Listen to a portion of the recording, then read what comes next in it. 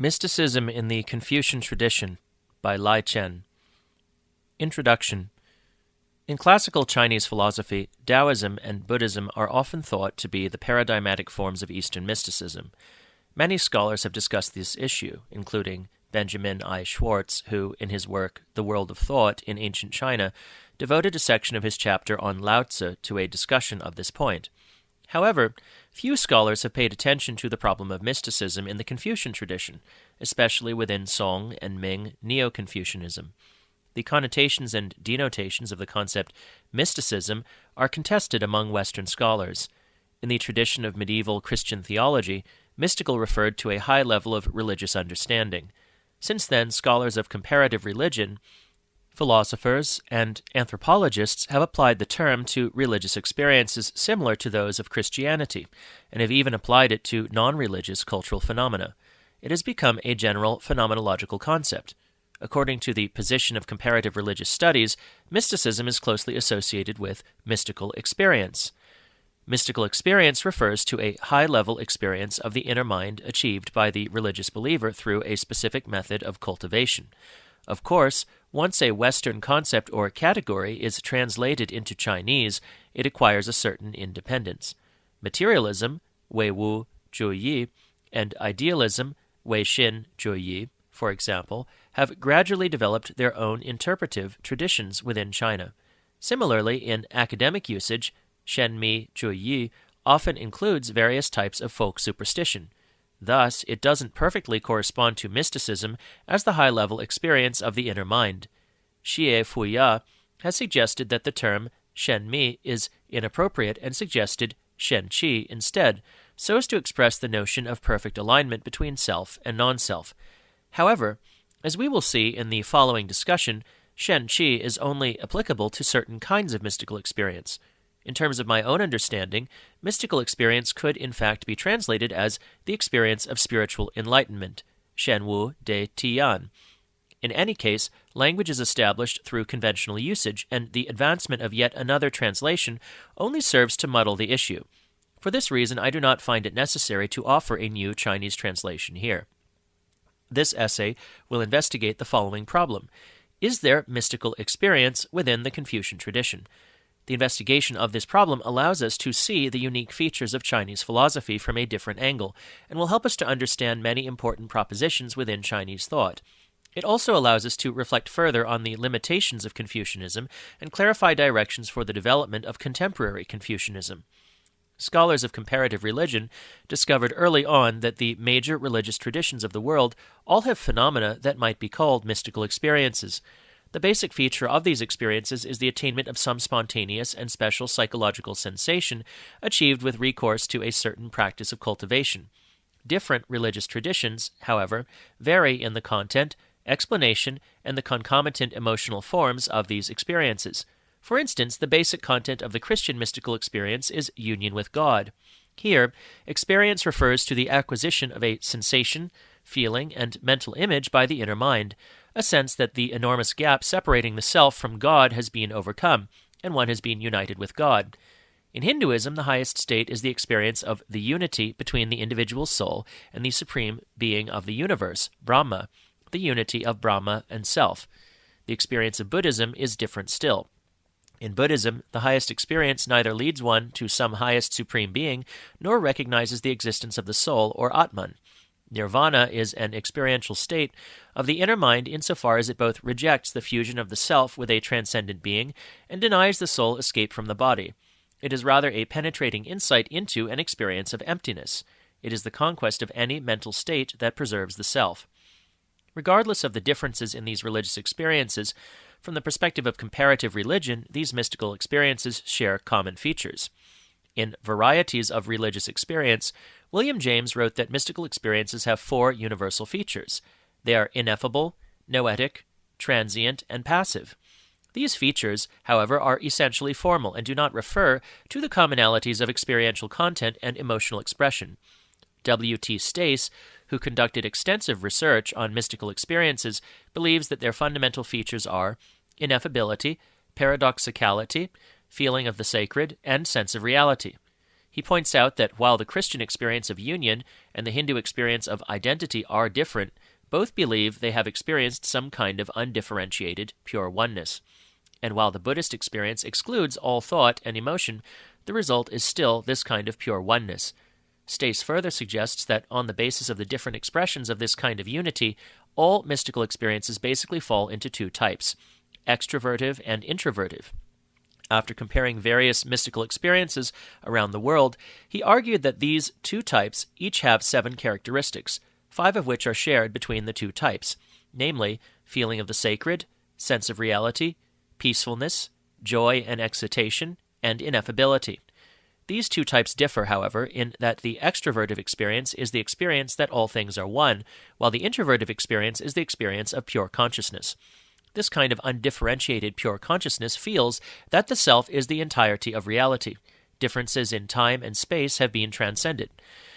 Ninian Smart has argued that the typical feature of the mystical experience is the attainment of a feeling of incredible and ineffable happiness, and a sense of eternity accompanied by the acquisition of an entirely new worldview. Ben-Ami Sharfstein, among others, has discussed techniques for the achievement of mystical experiences and believes that the most important and fundamental method used to achieve a mystical experience is self-control, specifically concentration, breath control, and meditation, Mingxiang. According to the conclusions of comparative religion, it might be said that mystical experience refers to the attainment of a kind of special state of spiritual feeling through the use of certain means of psychological control. While in this state, the person in the extrovertive type of experience will feel that all things are one, and the person in the introvertive type will feel that his individual consciousness has transcended time and space and is coextensive with the entirety of reality. All mystical experiences sense the dissolution of the limit separating subject-object and all other differences. This feeling is accompanied by a sense of incredible excitement, joy, and elevation. Religious believers place much importance on this experience and believe that it is experiential proof of their doctrines. Psychologists, for instance, J. H. Leuba's Psychology of Religious Mysticism, focus on the way the mystical experience is driven by the subconscious. It is a psychological response or illusion emerging under certain conditions. Research in comparative cultures and religions nevertheless demonstrates that the mystical experience is an important phenomenon of consciousness that has widely influenced the development of many cultures. The discussion of Confucian mystical experiences in this essay is essentially a kind of phenomenological description of mystical experience. However, I should be clear that while this essay will focus on mystical experience and establish the importance of a mystical tradition within classical Confucianism, especially Song and Ming Neo-Confucianism, I do not want to suggest that mysticism is the core of the Confucian tradition. Quite the contrary. In my view, rationalism, Li Xing, Zhu Xi, has always been the core of the Confucian tradition and should be critically passed down and promoted. Mystical experience in Ming learning of the heart, xinxue. For the sake of convenience, this essay will examine later examples first. That is to say, it will first discuss the mystical experiences of Ming Confucianism and then return to the Song. This is primarily because mystical experiences in Ming Confucianism are the most developed and are recorded in the greatest detail. Huang Zongxi, 1610 to 1695, wrote, "Study in the Ming became refined and subtle, xinxue, with Chen by Sha. For him, the most important of practices is found in deep cultivation, hanyang. Chen by Sha, 1428 to 1500, wrote of his own studies, "My abilities are inferior to others. When I was 27, I started studying with Wu Pinjun. Now, after many years, I have still not attained anything. What I mean by have not attained anything is that my heart and principle have not fused together. Thus, I abandoned the complicated to seek the crux of things for myself in quiet meditation. After a long time, the form of my heart became visible, faintly disclosed as if there had always been something there. The comings and goings of daily life followed my desires, like a horse responding to the reins of its driver." What Chen Baisha describes here is precisely the attainment of an inner experience achieved with recourse to meditation. This meditative experience is typical in Confucianism. In terms of the experience just described, the central feature is the disclosure of the heart's form, Xinti Chenglu. For those who lack this kind of experience, it would be difficult to describe precisely what is the disclosure of the heart's form. but we can basically determine that it is close to the introvertive mystical experience, the disclosure of pure consciousness. Heart's form refers to the original form of the heart, in other words, its original state. Song and Ming Confucians meditate in order to block out thoughts in the heart so as to observe the image, qi that precedes the emergence of thoughts. This is all done for the sake of revealing the heart's form. Chen proposed cultivating a beginning from within quietude, which was his call for students to achieve an experience of the disclosure of heart's form through meditation. However, Chen also had another kind of mystical experience which he described thus: Heaven and earth, I establish them. The myriad things, I give rise to them. The entire universe is in me. If one can get hold of this handle, Ba Bing, what else is there left to do?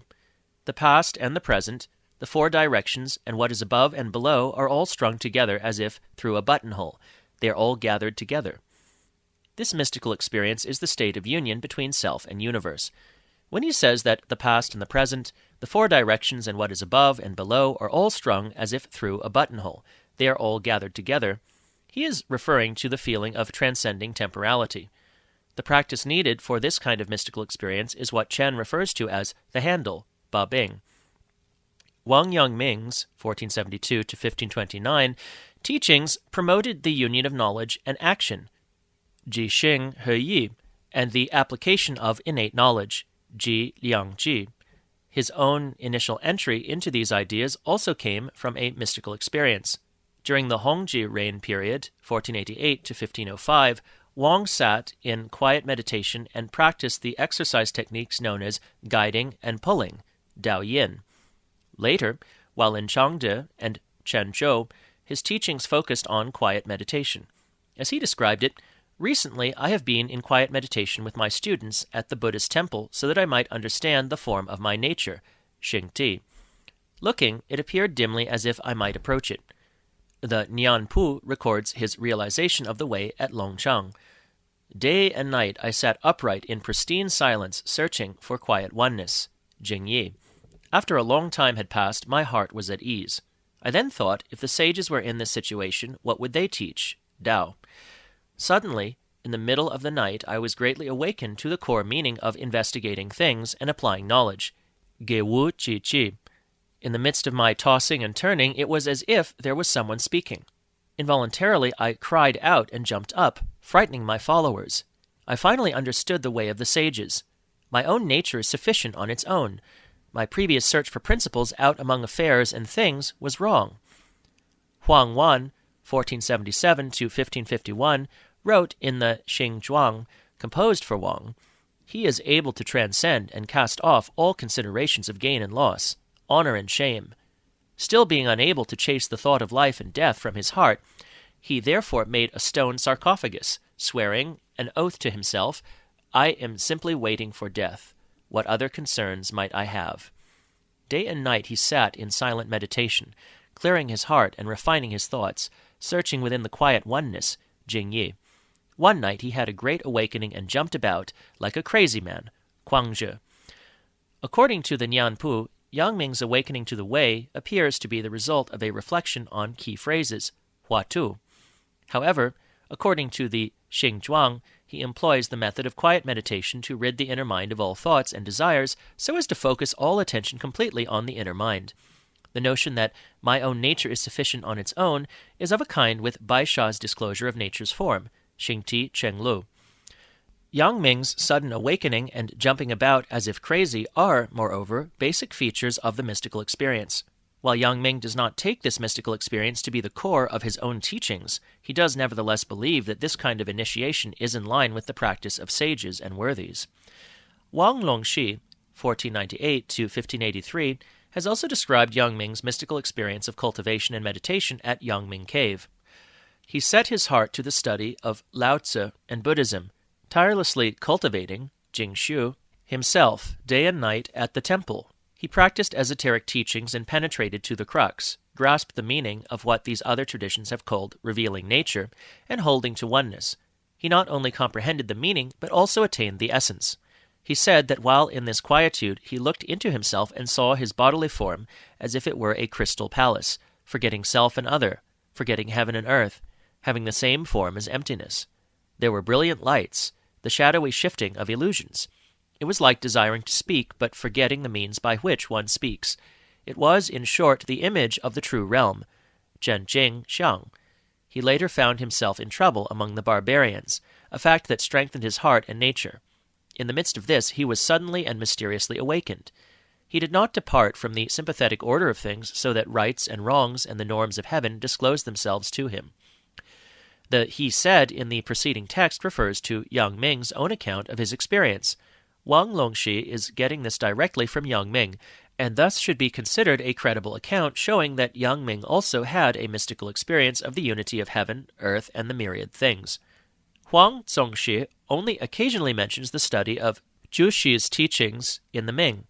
At one point he cites the writings of Gao Panlong, 1562 to 1626, who notes that Shui Jingshuan, 1392 to 1464, and Lu Jingye, 1479 to 1542, both lack penetrating enlightenment, Tu Wu. In fact, Zhu Xi and his followers are opposed to this kind of experience. By contrast, followers of Yang Ming often speak of enlightenment, Wu. For instance, Yang Ming's brother-in-law, Shu Ai, 1487 to 1517, says, "When I first began my studies with the master, Yang Ming, I kept to the straight and narrow. Only after a while I encountered great confusion and exasperation. I dared not immediately refute the teachings, so I would return to think about what I had learned. Through thinking, I began to understand more, until my mind and heart finally confirmed experientially, Yan, the teachings. It was as if there was something faintly visible, followed by a great enlightenment. My hands and feet danced involuntarily. I said, 'Now this is the form of the way. This is the heart. This is study.'" Shu Ai mentions the practice of confirming experientially, but doesn't go into detail. Nevertheless, the references to something faintly visible, followed by a great awakening, the disclosure of the form of the heart and the form of the way, and the dancing of hands and feet, all refer to mystical experience. Yang Ming's follower, Nie Shuangjiang, 1487 to 1563, was imprisoned during the Jia Jing reign, 1522 to 1566. The Mingru Shui'an records, "After the long idleness and extreme quiet of prison, the true form of the heart suddenly appeared with immaculate clarity, and all things were present, just as the master had taught. Happily, I said, this is the midst of the before stirring, Wei Fa. If I can hold on to this without fail, the principles of the world will all come forth from it." Upon getting out of prison, he placed special emphasis on the method of quiet meditation for his students, so that they might return to profound silence in order to understand emotion, Tonggan, holding to the form, Ti, in their response to everyday functions, Yong. The true form of the heart suddenly appeared with immaculate clarity, and all things were present, is a typical expression of the content of the Confucian mystical experience. The attainment of an experience through quiet meditation is a method Chinese philosophy refers to as returning to profound silence in order to understand emotion, Gui Ji Yi Tong Gan. During the same period, Luo Niannan, 1504 to 1564, also subscribed to Shuangjiang's notion of the primacy of quietude. Some criticized Shuangjiang for adopting the same position as Chen, insofar as he transformed the study of before stirring, Wei Fa, into mystical experience. Luo Niannan, however, wrote that Shuangjiang's methods are truly as swift and piercing as lightning. Luo Niannan had also begun his study through the study of Chen. In the cave of stone lotuses, he sat in quiet meditation on a bench. For 3 years he did not leave the room, and was thus able to have foreknowledge. He read the Surangama Sutra, and was able to reflect back to the beginning of things. He felt his body within the great emptiness, Tai Shu, and it was as if his sight and hearing were from beyond this world. Those who saw him were startled by his mysterious expression. He then criticized himself, saying, "I have wrongly strayed into Chan meditation." However, he later was still using Fang Yuxi's method and practice of evening meditation. The latter described this by saying, "One begins to get the teachings of the sage once a beginning, Duan Ni, has been made mysteriously visible from within quietude." It is clear that Luo's practice remained on the path of meditative experience. By changing Baisha's cultivating a beginning from within quietude to making a beginning mysteriously visible from within quietude, Fang Yuxi made the mystical element of this practice clearer. Luo Nianan described his achievements thus: "In moments of supreme silence, there is a mysterious awakening to my own heart's emptiness extending to the unbounded on all sides, like clouds flowing without end across the vast sky, like the seamless transformations of the great fish dragons of the sea. There is no inner and outer to speak of, no separation of movement and stillness. Above, below, and the four directions, the past and the present, blend into one. What is called not existing exists everywhere, was given expression through my body, fa qiao. Bodily form, in the end, was unable to place a limit." This extrovertive experience, described by Luo Nianan, is different from Nie Shuangjiang's introvertive experience. The difference between introvertive and extrovertive here does not refer to the different mental direction of the experience, but rather the content and result of the experience, namely, whether the core of the experience is the universe or self-consciousness. Although Chen Baisha's experience involved gathering together past, present, and the six directions, its focus was, I establish heaven and earth. I give rise to the myriad things. In effect, this is fundamentally about self-consciousness. In Luo Nianan's experience, on the other hand, there was no remnant of pure self-consciousness. The entire universe blended together into one form, without divisions between inner and outer, movement and stillness, and without separation between things. This was an experience of true boundlessness, transcending the differences of time and space and all other differences. This is, of course, a kind of mystical, psychological experience. The example of Luo Nianan demonstrates with great clarity the deep and abiding influence of Buddhist and Taoist meditative experience on Song and Ming Neo-Confucianism. Another follower of Yang Ming, Wang Longxi, held a theory of four without, Si Wu, including the idea of a form of heart that is without good and without bad, similar to the mystical experience of Buddhism's emptiness, Kong. In terms of his practice of cultivation, he taught that, gathering together spirit from within quietude, heart and breath in coincidence, advancement is gradually made. He placed great emphasis on quiet meditation and breath control for the attainment of enlightenment. He wrote, Master Yang Ming had 3 different teachings concerning enlightenment. Attaining it through intellect is called intellectual enlightenment, Jie Wu, but one remains within words. Attaining it through quietude is called proven enlightenment, Zheng Wu, but it still relies on an outside realm, Jing. Attaining it through the practice of human affairs, forgetting words and realms, returning to the source at each moment, becoming more concentrated with more bustle, this is at last penetrating enlightenment, Che Wu. While Longxi's proven enlightenment through quietude is not the highest form of practice, it is one of the methods of enlightenment taught by Yang Ming.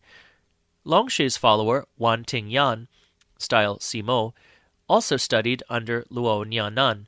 Wan described his experience to Longxi. When I first studied quiet meditation, all was confused and dark. I found no silence and was unable to find balance. I lost count of my breath and spent the whole time gathering together this heart. Thoughts flew about, shifting and running about. I couldn't get them to surrender, and chased them about trying to get them in line. After a while I suddenly felt that my heart no longer moved, and within 2 or 3 days it was like being dumbfounded, Qi. My thoughts stopped, and it was as if there was something in my breast that was slowly showing itself, gradually sending forth light. I happily thought to myself, was this what Baisha meant when he said cultivating a beginning from within quietude? When this place became settled and I got a handle on emptiness, it felt as if the light was within, and the emptiness was from without. By joining what is without from within, there appeared to be a region, empty on all 4 sides, that contains and nourishes all of these things. This seems to be proof, yin zheng, of what is usually referred to as the highest virtue coalesces into the highest way. Wang Tingyan's practice of silent meditation followed Wang Longxi's method of gathering together spirit, Shou She Jing Shen. When he first began his study, various thoughts interfered with him even more than usual, but as he slowly entered into quietude, a special state suddenly disclosed itself within his heart. Within this state, it was as if something appeared accompanied by some sensation of light. He believed that he was re-experiencing Chen Baisha's experience of the disclosure of the form of the heart. Huang Zongxi quoted Wan's own thoughts on study. When I was young, I knew about gathering together my heart. My thinking was greatly strained and my breathing difficult. I set my entire mind to silent meditation, having an inkling that there was a dwelling place within. I had the good fortune to return to the mountains, where I once again was able to close the door and quietly gather and know my own heart. After a while, superficial and noisy habits of heart were suddenly laid to rest, and I sensed that there was a true thought within this. It subtly implanted itself within my body. It was like a thought, yet also like not having any thoughts. There was penetrating insight into the depths and an open without bounds. Wang Tingyan studied in this way for several decades. His experience of penetrating insight into the depths and an open without bounds is an experience of the heart's form. This seems to have been a move beyond his initial meditative experience of the subtle disclosure of the heart's form. Hu Zhi, style Zhengfu, 1517 to 1585, also studied with Luo Nianan, who taught him silent meditation. He wrote that Luo did not entirely subscribe to Yang Ming's teachings and taught his students to give central importance to quietude and being without desire, Wu Yu. Hu Zhi later studied Chan with Deng Donfeng, Lu. He records in his xinxue Ji, either on the couch or on a mat on the floor, I would sit in meditation at night, sleeping very little. With the cry of the rooster, I would return to seated meditation. The main purpose of this practice was to put a stop to the various thoughts in one's heart so that one's nature might finally be revealed. Before long, I had sat for a couple of months, at which point strange images appeared to me between sleeping and waking. Dunfeng said, "This is what Buddhists and Taoists call the realm of demons, Mo Jing." After 6 months, I became quiet and composed. One day my mind was suddenly enlightened, and I was without miscellaneous thoughts. I penetratingly saw that heaven, earth, and the myriad things were all the form of my heart, Shinti. I let out a sigh. I now know that heaven, earth, and the myriad things are not outside of me. Hu Ji reported this experience to Deng Donfeng, who said, "Your nature has appeared." Hu Ji was overjoyed. However, not long after, thoughts arose once more, and he lost his initial enlightenment. He set out in search of it again. I went out with several friends to the Jiucheng terrace. I went to get up after sitting, and I suddenly understood, Wu, once more, that heaven, earth, and the myriad things are, in fact, not outside of me. This corresponds to Zhu Xi's penetration of the above and the below. Mencius's the myriad things are all within me, Cheng Hao's blended together with things in the same form, and Lu Jiuyuan's the universe is my heart. I was in complete agreement with their teachings. As I looked at things before me, there was complete understanding. Saran Che. Hu Ji's experience is typical. Like other experiences, it essentially follows the course of quiet meditation aimed at the elimination of various thoughts, followed by the sudden arrival at a realm of enlightenment once supreme stillness has been achieved. His attainment of the experience, heaven, earth, and the myriad things are all the form of my heart, is basically similar to the experience of soul and universe becoming one. His reference to the Confucian experiences within the tradition of Zhu Xi and Mengzi shows that his understanding of this practice is a result of deep study. Jiang Xin, style Daolin, 1483 to 1559, studied with Yang Ming and Gan Chuan. Mingru Shui An records, when Master Jiang Xin first read Analects, Calm Nature, Ding Xing, and the Western inscription, he gathered that the unitary form of all things was the root of the sage's teachings. At the age of 32 or 33, he was afflicted with a sickness of the lungs and went to the Daolin temple to sit in quiet meditation.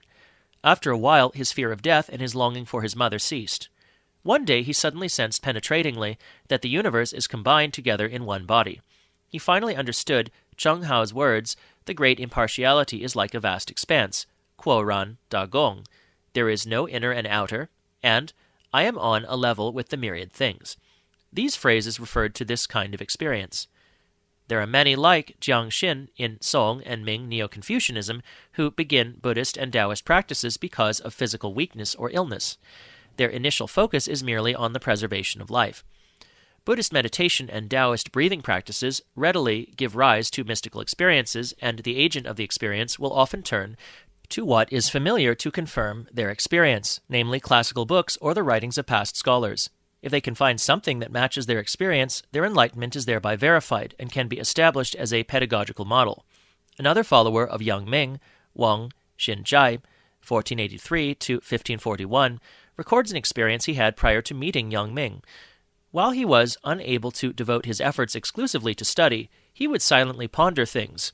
The classics served as proof, zheng, of enlightenment, and enlightenment served to explain the classics. After many years of this practice, none could grasp his expanses. One night he dreamt that the heavens fell and pressed down on his body. Tens of thousands fled crying for help. By raising his arm, he lifted heaven back up.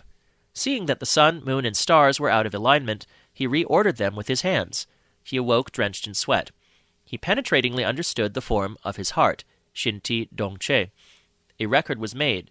In 6th year of the Zhengde reign, 1511, residing in humaneness, Zhu Ren, for 3.5 months, age 29. According to his Nianpu, he was 27 years old when he began quiet meditation to embody the way, but did not achieve enlightenment. He thus shut himself in and reflected quietly day and night, all year round without break. From this we know that his dream enlightenment at the age of 29 was a result of his daily quiet meditation. Wang Xinzhai's method also placed great importance on quiet meditation, but he was more inclined towards reflection on key phrases, hua tu. Regardless, penetratingly understanding the form of the heart is without a doubt a kind of mystical experience. There were students of Yang Ming who did not give much credence to this kind of experiential practice. For instance, Zhu Xi, 1491 to 1562, emphasized reverence, jing. He understood that even Buddhists can see that the form of nature, xingti, is flowing, by which he meant that Buddhists also use this kind of mystical experience to verify the form of nature, xingti. The fact that his Qingyuan, xinxue, does not record the theory of being neither good nor bad suggests that he is opposed to this kind of experience. However, Zhu Xi's son, Yingchuan, according to Huang Zongxi, entered the marvelous and penetrated the mysterious to the point of being encumbered by fantasies. Huang's point is that Yingchuan believed mystical experience was so fundamental that he failed in the more substantial practices of caution and reverential fear. Jieshen Kongju.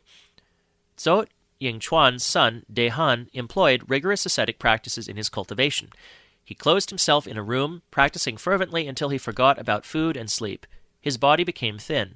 After a time had passed, there was a sudden thundering, and it was as if the window of heaven opened, penetrating to the original truth. This is what Lu Jiuyuan called the disclosure of principle. For this reason, Huang Zongxi said that he was more encumbered by fantasies than his father.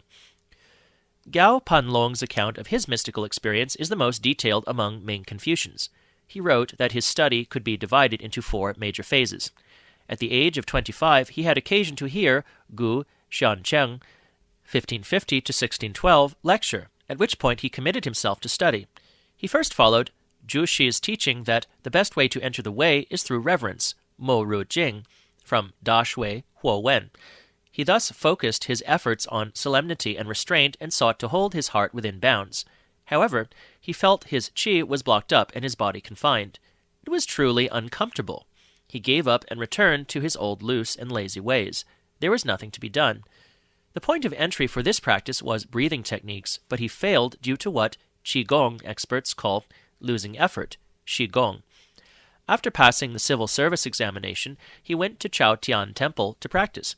He sat in quiet meditation in the monks' quarters where his original form, Ben Ti, revealed itself. He suddenly recalled the line, "Stop evil and preserve integrity," from Zhou Yi Chan Hexagram Wen Yan commentary. He felt then and there that he was without evil, and all was integrity. He no longer needed to search for integrity. At that moment he was at ease. It was as if his shackles had been taken off. This initial experience of happiness and liberation was achieved through quiet meditation. The reference to original form refers to original heart. Several years later, on his way to Jieyang, he passed the Liuhe Pagoda in Hangzhou. Having an awakening, Xing, he set out a mat in the middle of the boat and made a great effort to practice. I established a rigorous schedule, half a day for quiet meditation, half a day for reading.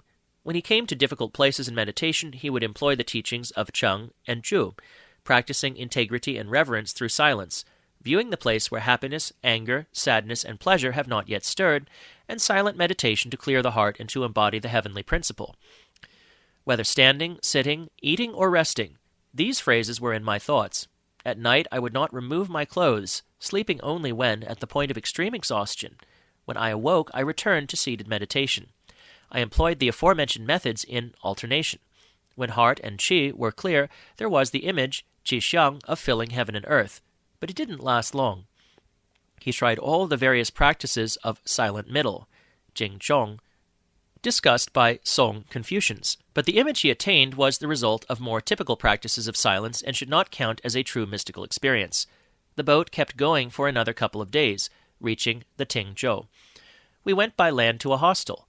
There was a small tower there, the front of which faced the mountains, while its back overlooked a stream. What a pleasure it was to climb this tower! There I saw Master Cheng Hao saying, "There are the myriad affairs of the 100 officials and millions employed in the army, but to drink water and fall asleep on one's own arm, there is pleasure in this. 10,000 changes all happen on account of men, but in fact there is not a single affair in the world." I was jolted awake. Xing. How true it is! There is really not a single affair in the world. This thought lingered and then suddenly ended. It was as if an enormous burden had been put down. It was like a flash of lightning, penetrating and clear. And then I merged with the great transformations. No horizon in sight, and no separation between heaven, man, inner, outer. It appeared that the universe was all the heart. My body, xinxue, was the universe, and the heart was its point of origin.